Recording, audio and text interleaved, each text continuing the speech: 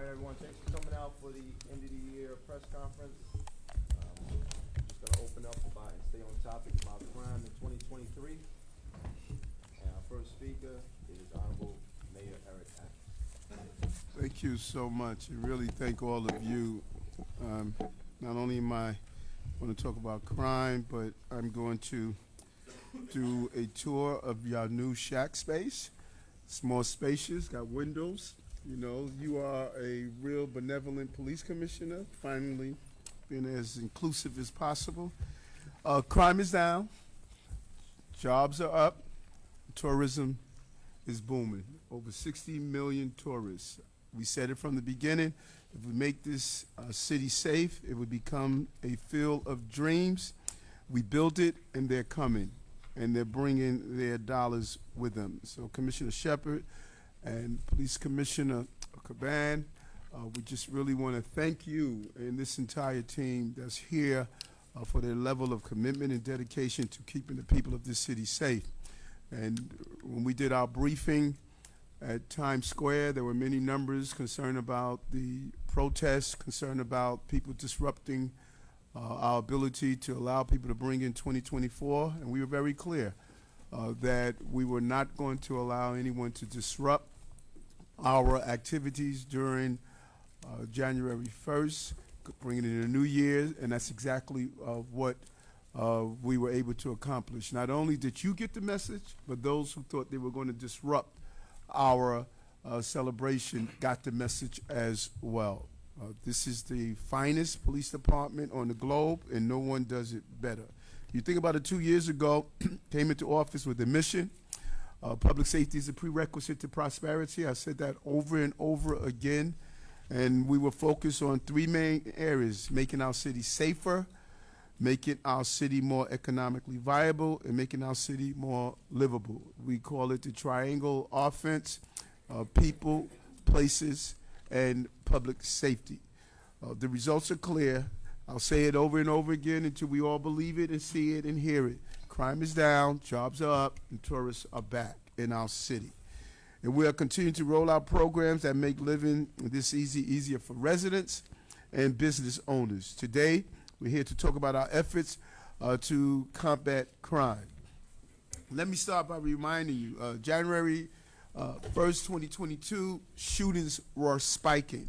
In our first month in office, there was 1 week where an 11-month-old baby, I remember sitting in the hospital with her, Chief Banks, Deputy Mayor Banks, I should say, and I were sitting there speaking with the mom and dad as they were resilient. An 11-month-old baby sitting in the car was shot in her head, and thank God she's still with us.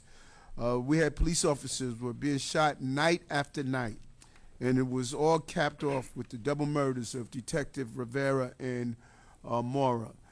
Just hearing their family members just screaming and yelling, saying it's not true, being in that hospital room with Commissioner Kishan at the time.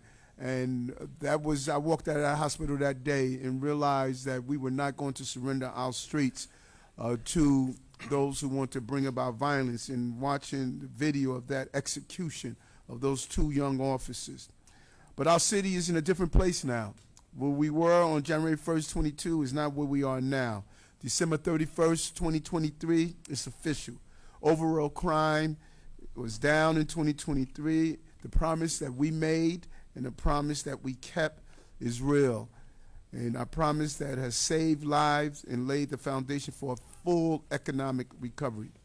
And the highest ever private sector job numbers in our city's history, the highest private sector job numbers in our city history, 285,000 of which were created under this administration.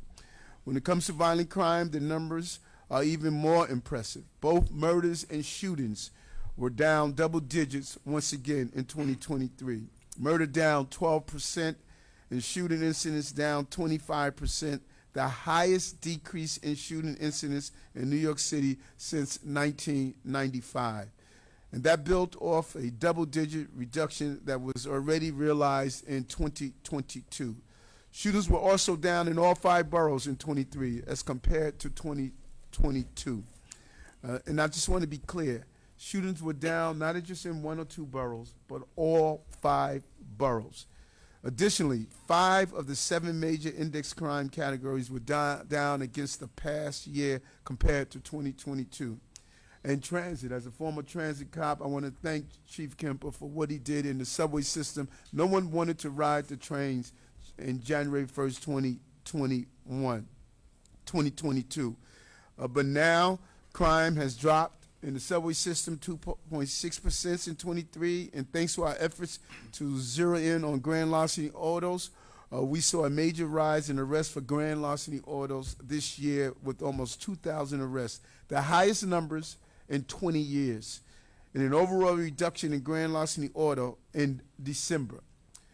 In the last 2 years, we removed 13,500 guns off our streets. Those are lives saved. 13,500 guns we took off our streets. And something we hear over and over again, those mopeds. 12,500 illegal mopeds and scooters in 2023, a 74% increase over 2022. We said we were going to focus on the illegal use of mopeds. Many were used for crimes and harming innocent people, and we did that. Chief Shell and Chief Madry, the combined effort, has done an amazing job of removing these nuisance and the impact on our quality of life. New York City remains the safest big city in America. What these numbers tells us is that we are turning the corner on crime in the city, and the Commissioner Caban and his team, and Deputy Mayor Banks, who's looking over our overall public safety apparatus, they are showing the true impact in our city. We put together the right team and had the right strategy. We have supported our officers, not only making sure they receive the pay increase that they deserve, as well as 100% of our other uniform services, but we've also used technology and tools with Assistant Commissioner Kaz Daughtry scanning the entire country to find the right technology that's needed. And we looked after the external threats. We know sleeper cells are still out there and looking to harm our city, and that is why it was so important to put in place Deputy Commissioner Weiner, who's looking over our entire intelligence operation and looking for all the chatter that's out there to keep us safe. And now, I just again want to thank the Commissioner. I'm proud of this administration. I'm proud of the team that he has assembled. But we want to be clear. Our work is not done. We're not spiking the ball. We're not saying mission accomplished. There's so much more we have to do. There are bad guys that are out there that believe they're going to harm the people of this city. We have to fight to ensure that this city stays safe and the quality of life continues to improve every day. We have to push back on any form of making our officers not do police work and do paperwork. That is not what we have hired them to do. We have a real challenge before us because idealism cannot collide with the realism of what public safety means to this city. The cornerstone of our success is being safe. That's the cornerstone of our success. And we're going to fight like hard, never to surrender, never to give up, to make sure we get it done and we get it done correctly. We're going to continue to protect our subways, to make sure that people can feel comfortable of using our system to get to and from their place of employment for school and for work and other activities. We're going to continue to invest in prevention through our gun violence prevention task force, crisis management system, and our youth programs like Saturday Night Lights. And we work every day to make New Yorkers safe. I cannot thank this commissioner enough, and I also want to thank the former commissioner who continued to make sure that this was a safe city. Commissioner Keyshawn and Commissioner Caban and this entire team that's here have been committed to saving the lives of New Yorkers and going after those who believe they're going to inflict violence in our city. Not in our New York, not in our New York. I committed on the campaign trail that we were going to make this city safe, and we have accomplished steps towards that. Much more to do, but New Yorkers are breathing easier because of this team that's here and the men and women who put on that blue uniform every day and take that oath and protect us, run towards danger while others run away from danger. Thank you, Commissioner. I want to turn it over to the Police Commissioner of the City of New York, Eddie Caban. Okay, thank you, Mr. Mayor, and good afternoon, everyone. Thank you for being here. Happy New Year to everyone, Happy New and Year. welcome to One Police Plaza. Today, we'll be reviewing the crime data for 2023 and updating you on the work our officers are doing to keep New Yorkers safe. As we look back on the past year, it is clear that the NYPD's efforts to combat gun violence continue to drive significant reductions in violent crime. At the beginning of this administration, shootings in New York City were at a 15-year high. Murders were at a 10-year high. There was a sense of lawlessness, and we would not tolerate it. We knew what was ahead of us, so from day one, we went to work, and we made illegal guns our top priority. And the progress we made in 2022 didn't stop there. In 2023, we went even further. Shooting incidents last year were driven down another 24.7%, making it the fourth lowest year in the CompStat era. There were 416 fewer people shot in 2023 compared to the previous year, which again represents the fourth lowest number of shooting victims in the past 31 years.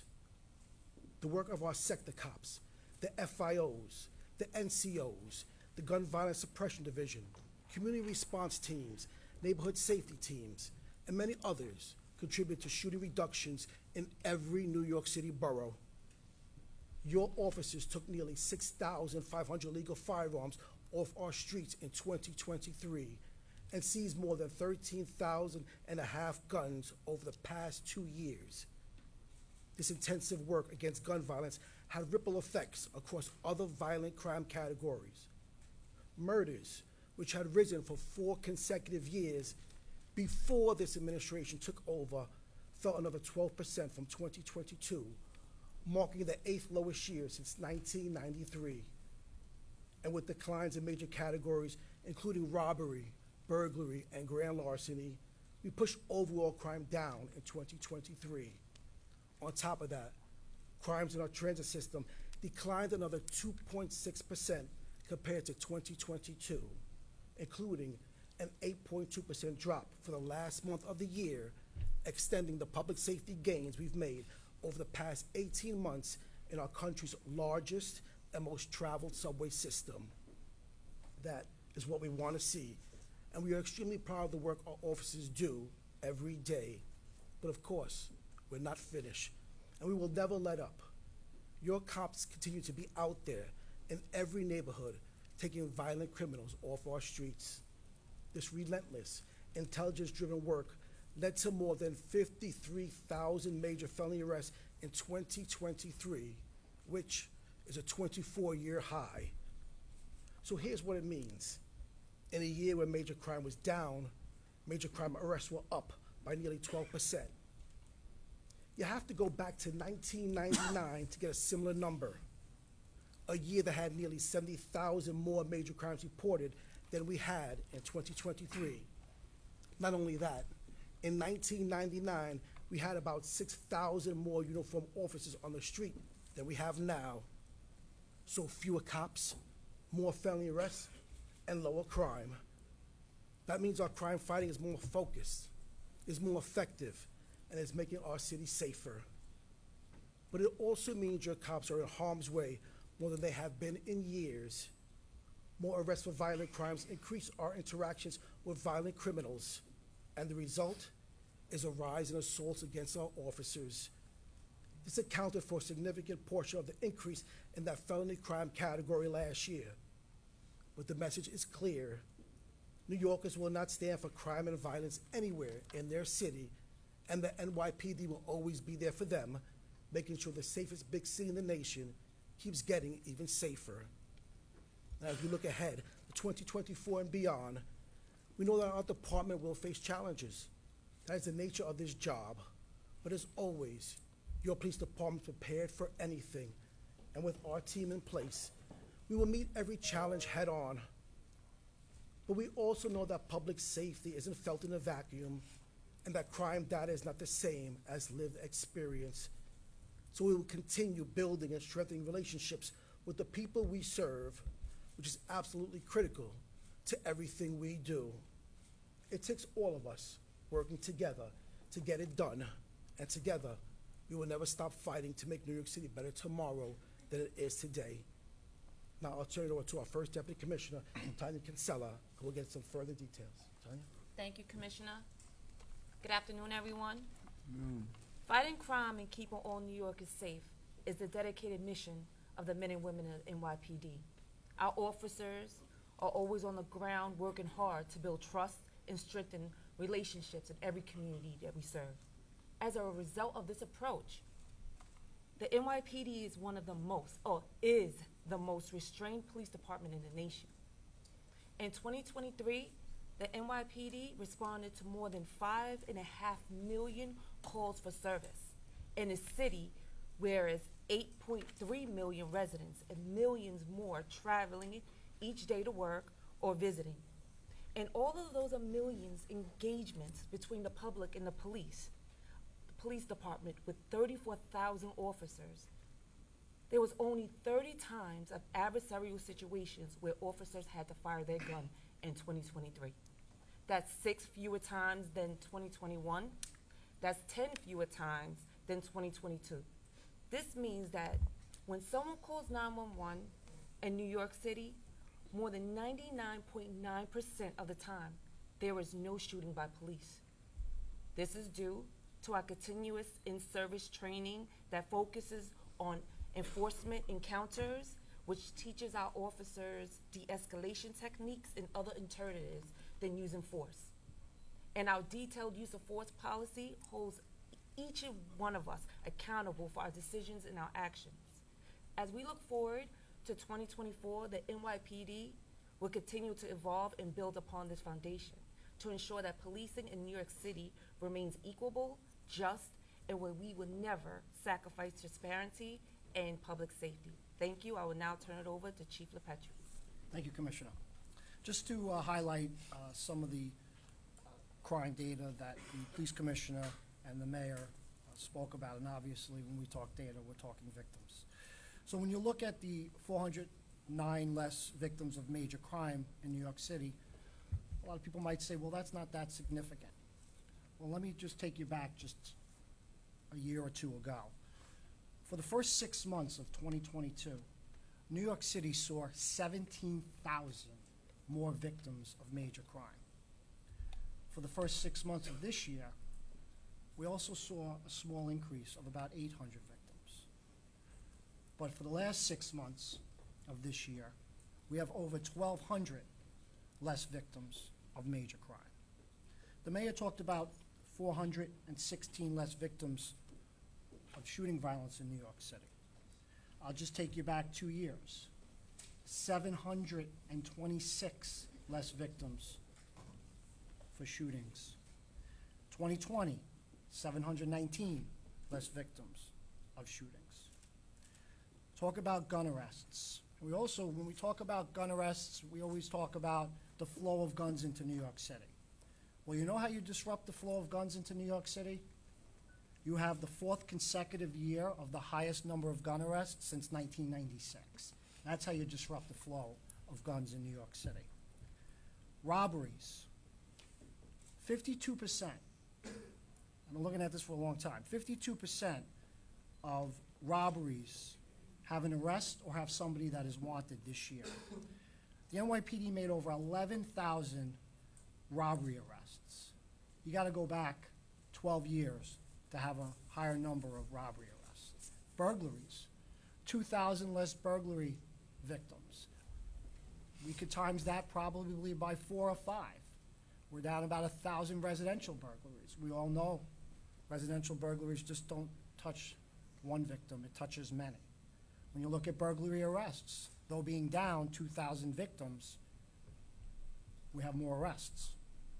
Shoplifting, something we've talked about for a long time, as we should. Steadfast, working with the stakeholders, analyzing, putting offices in business districts, in malls, around shopping malls. We saw a decrease of about 4,500 shoplifting complaints, both on the misdemeanor side and the felony side. And what we also saw was an increase of over 3,000 arrests. What we also saw with shoplifting is we had a 40% increase in the store calling the NYPD to report a theft. And that's what we've asked them to do. We can't help if we don't know about it, and that's what they've done.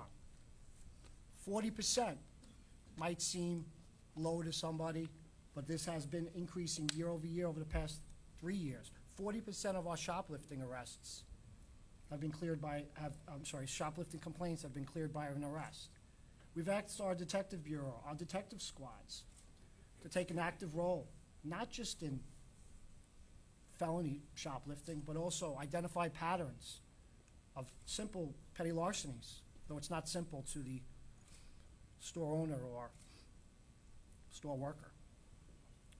Things we struggled with last year, felony assaults. When you look at the increase in felony assaults, it's really tied to two categories. Unfortunately, domestic violence, we saw an increase in felony assaults, but we did see over a 90% arrest to every felony assault with a domestic violence victim. Assaults on police officers. We saw an increase of over 300. And why is that? Well, we talked about the engagement. When you have the engagement that we haven't seen in years and years, unfortunately, police officers get assaulted. When you look at the data behind what happens to these individuals who assault police officers, working with the district attorney's offices, when you look at the arraignment, we are happy to see about 85% do get arraigned on a felony. What we're not happy to report is only about 8% of an individual, 8% of the arrest population for assaulting in New York City actually does any kind of jail. When you look pre-criminal justice reform, that was over 20%. Who gets affected? The NYPD officer that's out there protecting the community. So again, a lot of hard work, a lot of things that we still need to improve on. Some of the highlights of how we reduce these victims was obviously substantial analysis of crime in New York City, putting officers in neighborhoods all across the city, thousands of officers on foot in neighborhoods protecting the community. Thank you. We can take a couple of on-topic questions. Some of the, I know we have some questions in regards to specific crimes. I can make Chief Kenny, Chief of Detectives, available after the press conference. Maria Kramer, New York Times. Yes, I had a question about felony assaults against police officers. What are the raw numbers in terms of this year versus last year? Okay, I don't have the exact raw numbers. I could just tell you that we're up 350, but I will be able to get you that. No problem. Anthony DiLorenzo, Pix 11. This could be for Chief LePetri. What are some of the areas across the 5 boroughs, specific precincts that you've seen some of the crime numbers bucking these trends, where you have more work to do in terms of shootings, felony assaults, and homicides? And what types of things are the precinct commanders doing as a result? All right, so when it comes to shootings, I could just say that 62 out of the 77 precincts saw a decrease in shooting incidents from last year. And just to highlight some of the work being done, the mayor spoke about it and the police commissioner spoke about it. Every geographic borough, all 8 patrol boroughs saw decreases in shooting incidents. Southern Queens, almost a 50% decrease in shooting incidents this year compared to last year. Also, the geographic borough of Queens, almost a 40% decrease in murders. Northern Brooklyn, 28% decrease in shootings. And when you look at those areas that really had substantial decreases, not in just shootings, but in crime, again, we tie it to the precision policing model, and those are a lot of those areas of where we put officers starting in the beginning of May, the extra 1,000 that I'm talking about. When you do an analysis of those areas that we put the officers into, and again, it wasn't just the patrol officers. We put detective bureau personnel, intelligence officers, a lot of different layers. We saw almost a 40% decrease in those areas in shootings. We saw over a 45% decrease in confirmed shots fired in those areas. So we tie it to a lot of different things. You know, we definitely look at what we analyzed before the summer months, when it's the toughest months out there, and we saw sharp decreases in those areas. I'm gonna go over to Jen from Associated Press. Thank you. Thanks. Oh, you've got it. I just wanted to see what you had to say about how this whole situation compares to before the pandemic, since we all know there was a significant spike in crime during the pandemic. So I'm talking about how this compares to 2019. I did some math, and it looks like in many categories of the 7 indexed crimes, it's still above where it was in 2019. Let's talk about that a little bit, if you would. Yeah, so I'll just say this. You know, it's been talked about what happened in 2020 with the change in the criminal justice process as far as the reform process. And I'll say it again, NYPD agrees with a lot of the reforms. We just don't agree with as fast and as much as was done in 2020. And if you really start analyzing crime for the second part of 2019, when a lot of these reforms were already put in place, crime started going up 6 months prior to the actual reform of 2020. So I think when you look at who could be bail eligible, let's just take, for instance, grand larceny of an auto, right? You look at grand larceny of auto in New York City, you look at the arrest of grand larceny of an auto in New York City. Only 25% of grand larceny autos this year, arrestees, could be eligible for a bail. And that's going back to the law that was rewritten just last year on harm v. harm, or that person has an open felony. But though 25 are eligible for a bail, only 8% got a bail. Then if you look at who's committing a GLA or getting arrested in New York City, 13% of our GLA arrests last year also got arrested for a robbery. When you look at who's getting arrested for a GLA, 30% of arrests last year already have been arrested for a robbery. So again, you have to look at a lot of different things. You know, things are a lot different going back to 2019. But if we're going to go back to 2019, you know, we talked about the shooting incidents, fourth best year in 30 years. All right, Marsha Kramer, CBS. Mr. Mayor, I wonder if I could ask you a question. Yes. Through the third quarter of 2023, there's been a 41% increase in assaults on police officers compared to 2021. I wonder if you could comment about why it seems to be open season on police officers, what's changed in the city, and what you plan to do about it to protect the police force. And I think the commissioner, you wanted to add something on it. You know, just so going back on. And I'm gonna go to your Marshal. On your question, you know, you have to remember that before this administration took over, we were up in crime over 40%. So our officers are out there every day making a difference, and I have to sit here with our team and thank them for what they do every single day. And that falls in line to your question, Marsha, and I've been saying this over and over again, that there's just an erosion of expectation of authority and the right to authority. And just these simple interactions that police officers are responding to people from everything from quality of life to those who are committing serious crimes, this feeling that you don't have to respect the authority of this city.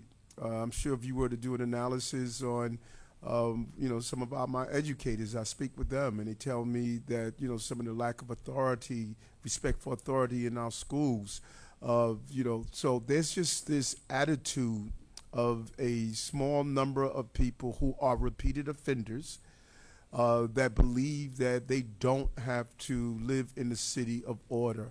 And they believe that they can do whatever they want.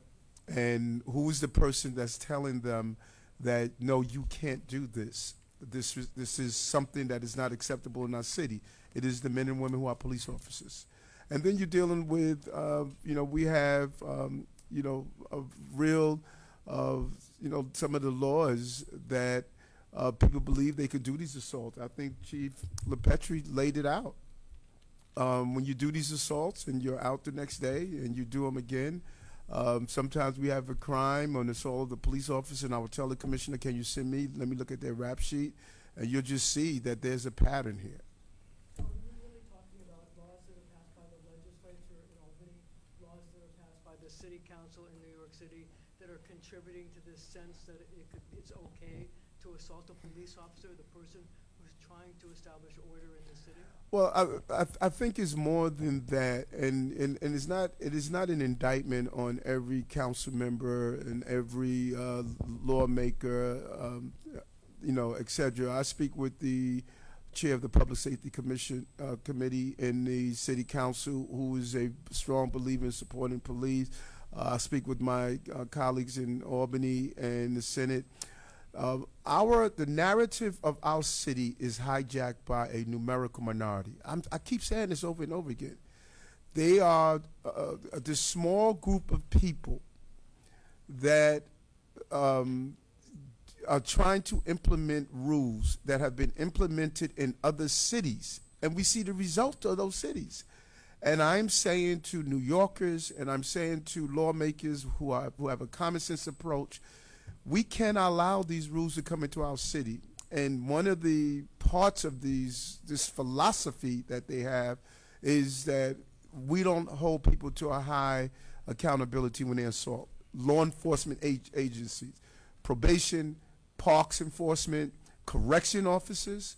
You look at the erosion that we're telling these men and women who place themselves in the front line that if you are assaulted or harmed, that the person is not going to be held accountable. So just a follow-up question. So are you basically saying that the way to deal with this numerical minority is for you and others to campaign against these people to prevent them from getting elected so that majority rules as opposed to minority rules? Yeah, I think New Yorkers are at a crossroad, and I'm glad you're asking this question because I see it every day. New Yorkers are at a crossroad. I think there's a lot of apathy. A lot of people don't believe that their vote matter, and they are unable to understand the connection between who's in office and how it impacts your quality of life.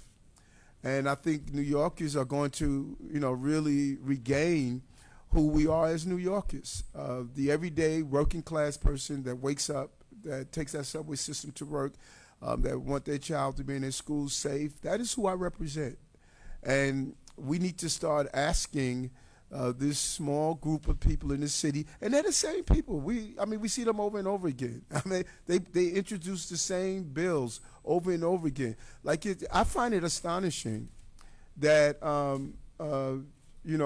we have a public advocate who pushed for this police bill. He lives in a fort. He doesn't take the subway.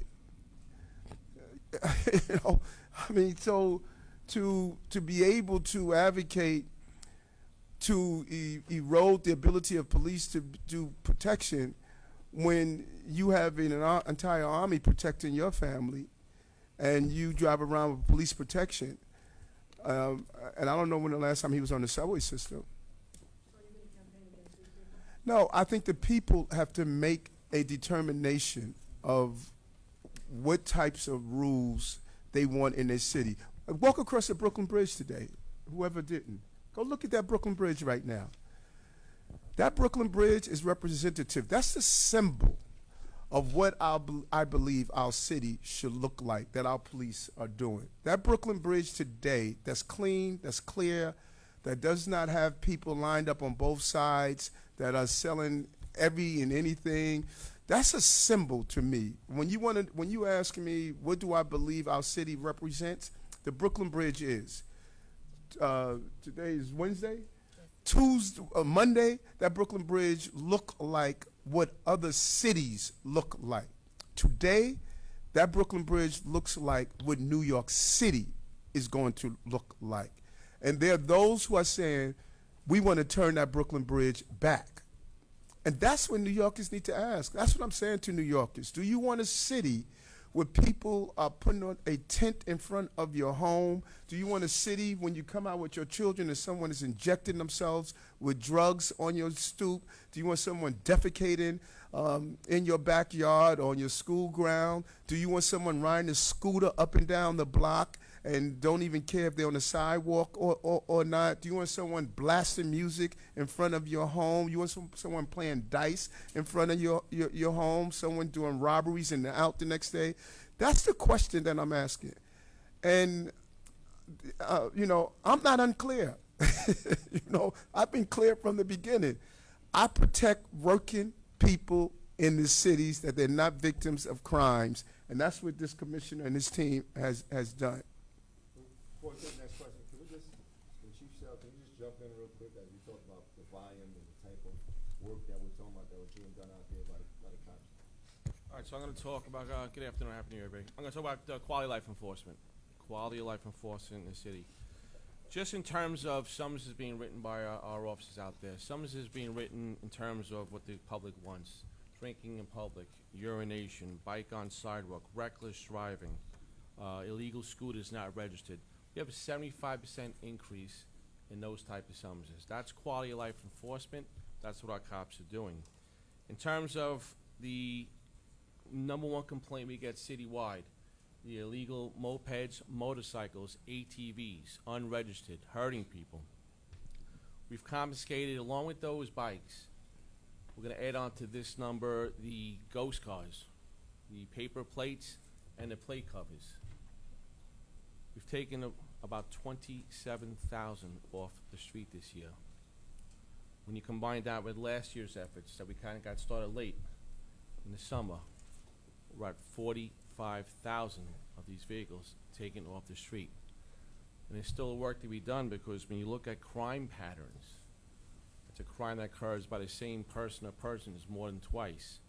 We have an increase of 97%. Okay, so how do we know it's working in some part? We have a 69% decrease in people calling and reporting this illegal activity. So it's working. Talk about smoke shops, another complaint we get often. Between the sheriff's efforts with us, we visit over 3,000 smoke shops. We've effected over 400 arrests. With the help of our Narcotics Detective Bureau, 194 search warrants conducted in these smoke shops for illegal drugs and marijuana being sold. Nuisance abatement. In 2022, I think we had one submittal for a nuisance abatement. Now we're over 500. We've closed down about 50 stores. The other 4 and change are still pending in different levels of the nuisance abatement. Let's put some numbers on what the sheriff gave me. In terms of value of illegal paraphernalia seized out of smoke shops, the 2,400 smoke shops we currently have in this city, $26 million in illegal paraphernalia seized, $52 million in summonses issued. The efforts by the sheriff and us riding shotgun to sheriff, the police department, and other agencies are really getting after smoke shops, a big quality of life issue for the city. Let's talk homeless. The mayor took over one of his key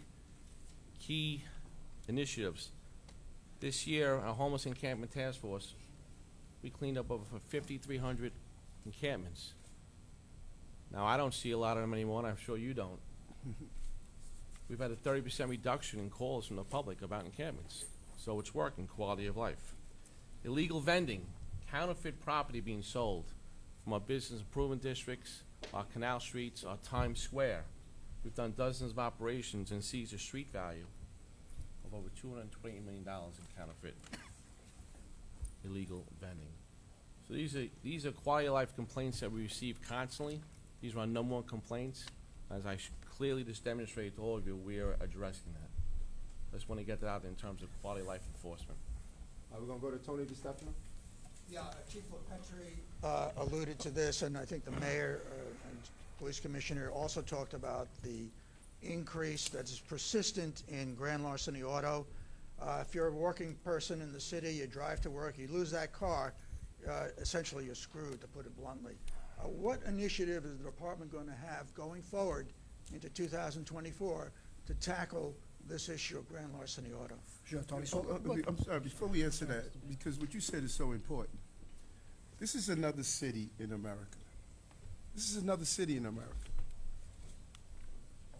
This is what I saw when I was driving around the city January 1st, 2022. This is an example of another city in America. This is what you threw up your hands. Fires burning on the street, children out here. There are no toilets. Go look at other cities and look at what we inherited when I put in place our homeless encampment task force. You don't see this in New York.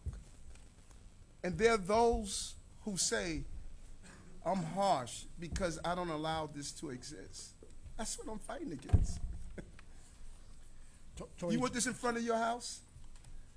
Do you want this in front of your house? You want your children to see this? This is what you want your children to see? Not while I'm mayor. It's not going to happen. I'm sorry. Tony, just to highlight some of your question. I mean, when you look at the increase in motor vehicle theft in New York City, it's approximately 2,000, about 2,000 steals. That's all attributed basically to the Kias and the Hyundais. We see an increase of over 2,100 Kias and Hyundais. That's over a 300% increase from last year. And then when you factor in the mopeds and the motorcycles, where we have an increase of about 1,000, we obviously analyzed it.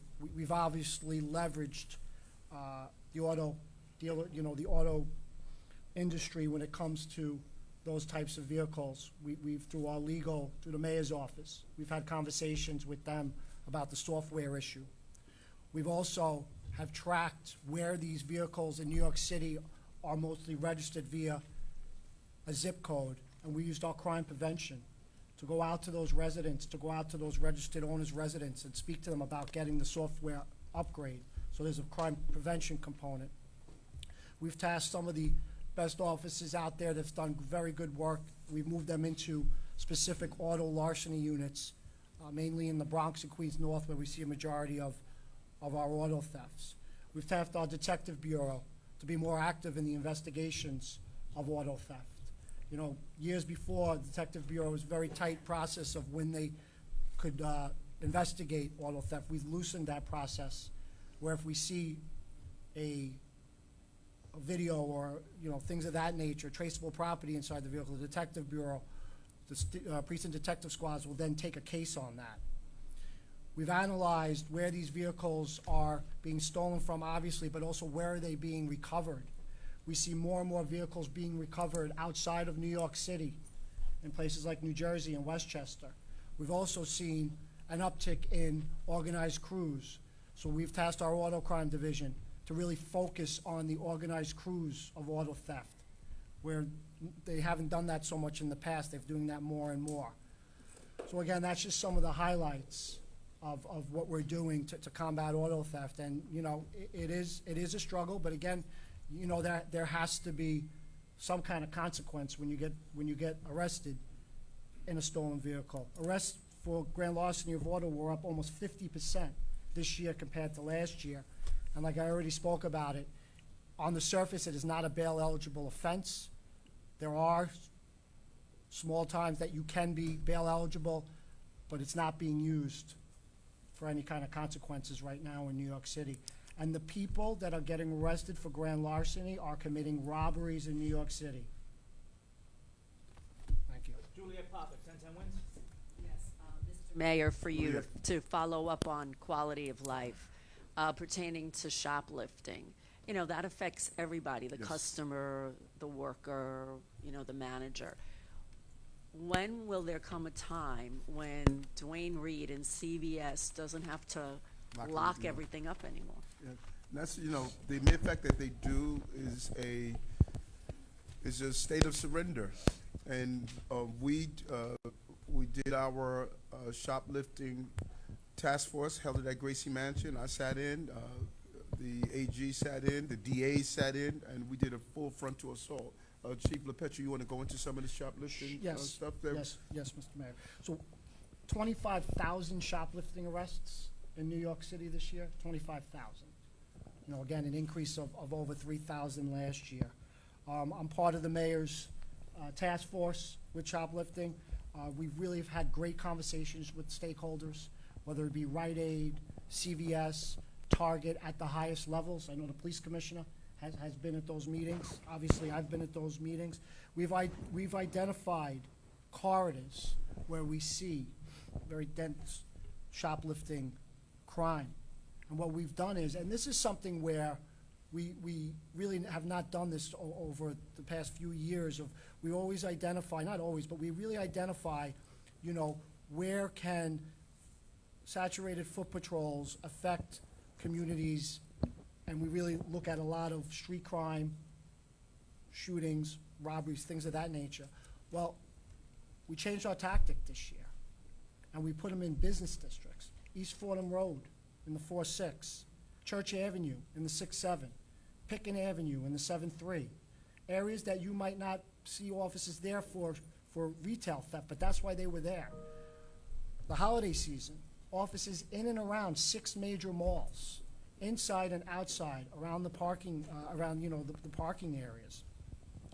We've asked our crimes against property teams to focus on organized retail theft. We've asked our intelligence officers, our field intelligence officers, to identify what are they doing with the property, and we've had a lot of good intel, and we've done very well this year with dismantling some of these organized crews. Are those like warehouses, you know, where they're storing people going shopping? Some are warehouses, some are simple bodegas on a block where they are selling property that was stolen from a CVS. And we identify those, and a lot of those are some of the 400 pending nuisance abatements that Chief Shell talked about.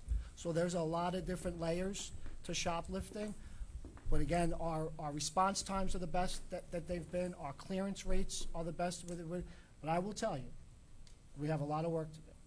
We will continue to suppress shoplifting in New York City. All right, this will be our last question. Dean Moses, reporters, upon conclusion, please stand by. We'll try to answer your specific client questions after this. This is for housing and transit. A lot of New Yorkers I speak to still, despite the numbers, still feel like they're afraid to take the subway. So I was wondering if you could just talk about statistics. I wonder if you could talk about the crime, the perception versus reality on that. If you could just comment on, despite these achievements, that people are still feeling afraid. Yeah, Why don't we start with transit, and then we'll go right into housing. So look, we were here a year ago in this room, and we were recapping 2022 with crime in the subway system. And we recognized clearly that 2022 was a challenging year for us in relation to crime and disorder in the subway system. We ended the year, 30+% up in crime in 2022. And we sat here and we spoke to you and to everyone about what our plans were going to be, moving forward into 2023. We touched upon Mayor Adams' subway safety plan. We spoke about this administration's cops, cameras, and care program. We spoke about that, what that means to public safety in the subway system. Tremendous investments, allowing us to deploy upwards of 1,000+ additional cops to the subway system each day, assigned to platforms, mezzanines, on trains. We said public safety was going to be our top priority moving forward in the subway system in 2023. And as I sit here now, I'm pleased to report that the hard work of the men and women of the NYPD, coupled with this administration's investments, have paid off. This year's end of crime briefing, it's different than last year's versus 2022. This year's picture is much better when it comes to public safety in the subway system. Crime in the New York City subway system in 2023 was down 2.6%, which represents 60 less crime victims, major crime victims, versus the prior year. When looking at the crimes in the subway system, homicides are down 50% this year versus last year. Robberies decreased just about 11%. 66 less robbery victims in the subway system. Shooting incidents decreased 33%. Grand larcenies decreased. When looking at crime in total, I think it's important to mention, we averaged in 2023 6.2 major crimes a day in the subway system. Just think about that. The largest, most complex, most populated subway system in this nation. In relation, how do we get there? Our cops, But, looking at what we've done, you spoke about crime perception, and perception is real to many. And a lot of that has to do with what's reported and what our riders see sometimes in certain stations when they go in. It's real. Acts of lawlessness, public urination, smoking, for examples, fare evasion. We spoke about that. We recognized it, and we said we were going to be focused on that, and we were. Overall arrests last year in the subway system increased by 53%. 4,700 more arrests in 2023 versus 2022. Tab summonses. Those are the summonses that are issued mostly for quality of life offenses, the offenses that really weigh heavily on our riders' minds, what they see, acts of lawlessness, up 48%. 172,000 plus tab summonses this year. 56,000 more than 2022. Criminal court summonses, same thing, 51% increase. Fare evasion contacts, arrests or summonses for fare evasion,